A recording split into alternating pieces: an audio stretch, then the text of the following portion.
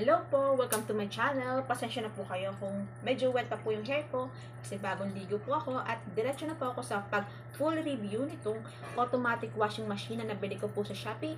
Itong brand po nito is TCL 7.5 kilo. Tara! Ito yung itsura niya. Ayan, medyo mabigat po siya. Nakawa ko po siya sa Shopee, free shipping po, at saka ang laki po ng na-discount ko. Ipa-flash ko na lang po dyan sa screen kung magkano ko po siya nabili. Ito po yung model niya, and ito po yung mga buttons niya.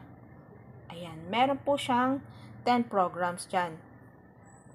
May kasama po siyang manual, tapos may kasama po siyang hose. Ganito po yung hose niya, kasama niya. Kaya lang po is maliit po yung hose niya, hindi po abot sa gripo namin. Around 1 meter lang po yung hose niya. Kaya po, nagpabili pa po ako ng hose. Ito po, nabili ko is 3 meters para abot na abot po sa gripo namin. Tapos, ito po yung kanyang pag nagda-dryer na po kayo, i-down nyo lang po yan. Diyan po yung insert niyan. Yan. May kasama din po siyang pang cover sa ilalim dito. Hindi ko na na-video kasi nilagay namin kahapon. Kahapon po kasi ito dumating. Tapos may screw po siyang kasama. So, ngayon po, ito-try ko po siya kasi maglalaban na po ako. Nga po pala yung hose niya kasama, which is around 1 meter lang siya. So, kung ito yung gagamitin nyo, ito pong side na to, ito po yung nilalagay sa dulo, sa likod. Kasi sa likod po yung water inlet niya. Ito po yung ilalagay po sa mismong gripo. Tapos, ito po, tatanggalin ko lang to, angat ko to, na down. Kasi hindi ko po kailangan ito. Yan, tatanggal po yan. Kasi po, ang gripo po namin is, kagaya po ng ganito.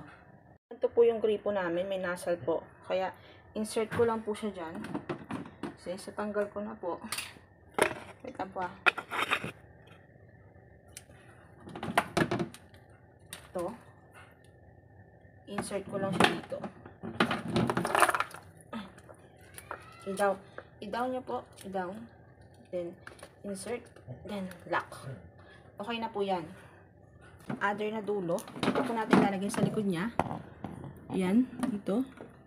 Yung lagayan niya ng pasokan niya ng tubig. Na po ako mag-wash, naka-insert na po yung hose ko sa likod para lagyan tubig. Ito nga po pala yung lagayan niya ng detergent. Pero hindi ko po siya gagamitin. I-direct ko na lang po yung detergent dito.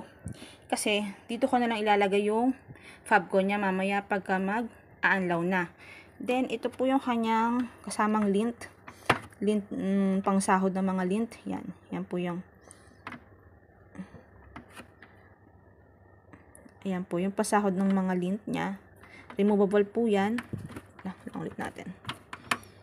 Yan. Yan lang po yung loob niya. Malaki po yung loob niya. Ito po is 7.5 kilo.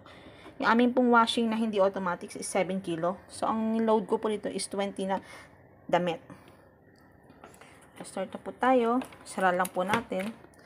Sa start po, pilitin po natin ng power. Tapos po, para po mamili kayo ng program, yan, kung anong gagamitin nyo, ito po, pipilitin nyo po yung program. Standard, Delicate, Quick, Intensive, Soak, Wash, Wash plus Rinse, Rinse plus Spin, Spin, and Drum Drying. Ito pong standard, nakalagay po sa manual, para po doon sa mga halo-halong fabric, yung magkakahalong type ng fabric ng damit. Ito po sa Delicate, syempre doon po sa medyo sensitive po na damit, na fabric. Quick, kung mabilis lang po kailangan yung paikutin. Intensive, para po to sa mga kumot, yung mga bigat, yung mga jeans. Soak, wash.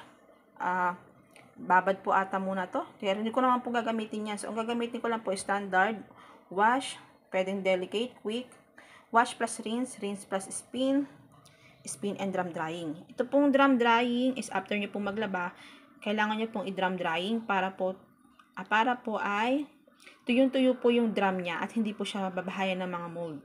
So, start na po tayo. Ang program pong pipiliin ko is wash. Gusto ko po kasi yung wash eh. 1, 2, 3, 4, 5, 6. Yan. Tapos, start, play ko, push, touch ko lang po itong play and pause button. Yan. Pag BB po, ibig sabihin, ay, di ba po bukas yung gripo? Bukas yung gripo pala. Ayan. Yung BB, sabihin po, wash po siya. Wash po yung ginagawa po ng ating washing machine. Tingnan po natin. Ayan po. O, pasok na po yung tubig. Ito naman po, hindi nyo na po kailangang i-water level. May mga water level po yan eh. Kasi, madedetect na rin po ng washing machine kung gaano po kadaming water yung kailangan niya doon sa load na nilagay nyo. Pag po pala ito nag-ooperate na, pag nalagyan na siya ng tubig, huwag po natin siyang bubuksan. Ang tapong takip niya. Kung tayo po ay magdadagdag ng damit, or may tatanggalin po tayong damit, kailangan po nating i-press tong pause and play button. Po pala nitong washing machine na to, meron po siyang child lock function. So, para po ma-activate yung child lock, pinutin nyo lang po itong water level at saka program simultaneously, 3 seconds po simultaneously. Yung child lock protection program po niya is pag po ginalaw, naka-activate po yan, hindi po mapipindot lahat ng mga programs po dyan. Hindi po siya mapipindot. Kagandahan din po dito sa washing machine na to, halimbawa po, adjustable po ito yung kanyang foot. Halimbawa po, itabingi po yung pagpapatungan nyo, pwede nyo po siyang may adjust para po pantay. Kasi po, pag hindi po pantay yung washing machine, hindi po siya magpa-function. Ayan, nag-start na po siya mag-wash na nakuha na niya yung water level na sakto do sa nilagay kong damit. At naka-automatic program naman siya sa 13. Depende po sa dami niyong nilagay. Yun po yung lalabas siya na minutes. Pag-wash lang po yan. Binawasan ko po pala siya ng damit. Ginawa ko lang 15 kasi although okay naman yung ikot, pero parang mas maganda yung ikot pag 15 lang yung laman niya ng damit. Tapos pala, halimbawa is nababawasan siya ng tubig. Nadadagdagan, parang dinadagdagan niya. Ina-adjust niya yung tubig na laman. Kasi may pumapatak pa rin tubig dun eh. Doon sa niya, inlet niya. Sa pasukan niya. Ayan po yung ikot niya. Naka-wash po yung program niya. Tapos 13 minutes po yung niya, yung wash.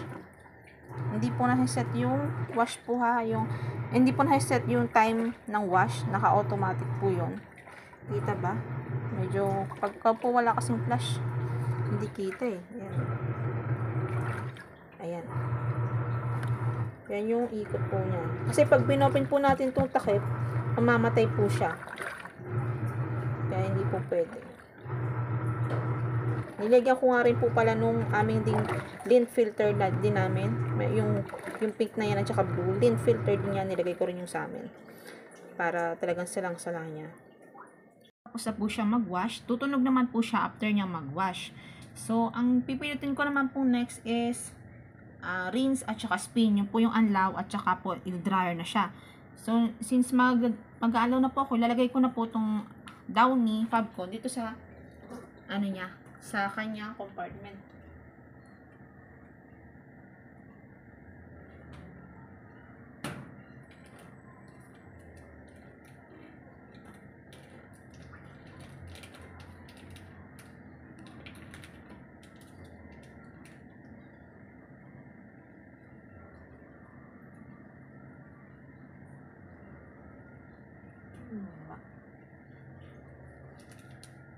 Ape.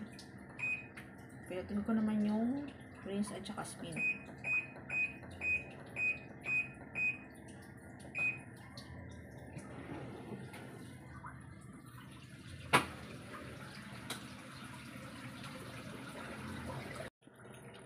Ganun pala. Di ba po, ang una kong pinindot kanina is nag-wash ako.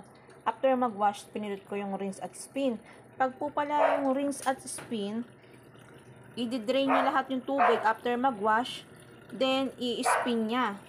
After niyang mag-spin, maglalagay siya ng tubig para mag-rinse. So, bale wala din yung nalagay ko na Fabcon. So, dapat pala, so, at this point, after malagyan ulit ng tubig, kasi mag-ano siya eh, mag-rinse siya, aanlawan niya, dapat doon ko lalagyan ng Fabcon. Wala din kasi tingnan natin. Tingnan ko kung nandun pa yung Fabcon. Kakaunti na. Dapat pala, yan po So, dapat pala, wash at rinse, ganun. Wala naman kasing compartment dito eh. Yun lang yung compartment niya. Mga na-try ko po dyan is yung Delicate, wash plus rinse plus spin plus drum dry. Yun po yung mga ginagamit ko dyan. Meron din po siyang memory function. Kapag po halimbawa nag-brown out, tapos currently nag-wash kayo, at nagkaroon na ng kuryente, kung saan po natapos yung winawash nyo, before mag-brown out, dun pa rin po babalik yung winawash nyo kapag nagkaroon na ng kuryente. Overall po is okay na sa akin itong washing na ito.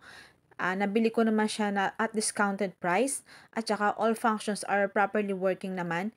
And then, sobrang balot na balot po ito ng bubble wrap nung na-receive ko. And wala naman siyang damage. And yung si seller sa Shopee is nagre-reply po talaga siya. Ang cons nga lang po nito is manual nyo po ilalagay yung detergent at Fabcon. So kung hindi po nyo gusto yung ganon, hindi po para sa inyo to.